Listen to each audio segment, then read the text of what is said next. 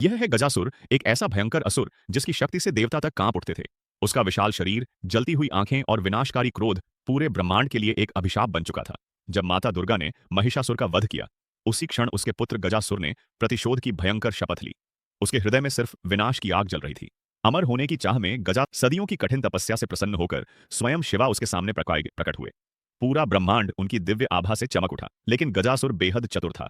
उसने ने अमरता नहीं मांगी। उसने ऐसी मांग रखी जिसे सुनकर स्वयं देवता भी भयभीत हो उठे। गजासुर बोला, हे प्रभु, आप हमेशा के लिए मेरे पेट में निवास करें। भोलेनाथ ने बिना कुछ सोचे तथास्तु कह दिया, और अगले ही पल महादेव उसके शरीर के अंदर समा गए। महादेव के अदृश्य होते ही पूरी सृष्टि अंधकार में डूब गई। देवता घबरा उठे। प्रकृति का संतुलन बिगड़ने लगा। कैलाश पर माता पार्वती अत्यंत दुखी और व्याकुल रहने लगी।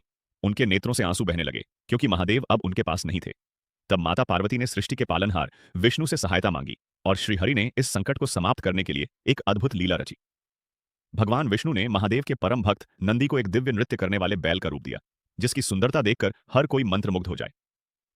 स्वयं श्री हरि विष्णु एक साधारण ग्वाले का रूप धारण कर गजासुर के राज्य की ओर चल पड़े, लेकिन यह कोई साधारण ग्वाला नहीं था।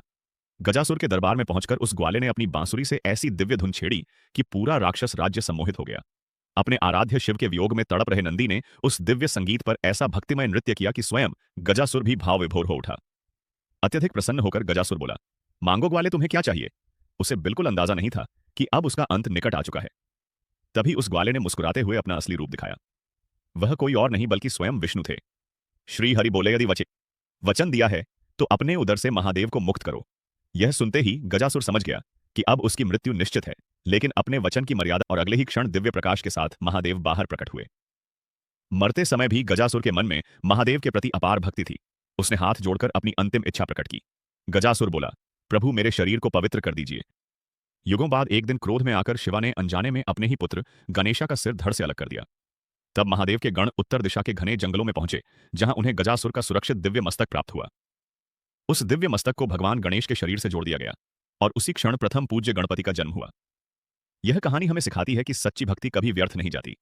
गजासुर जैसे असुर को भी उसकी भक्ति ने अमर बना दिया।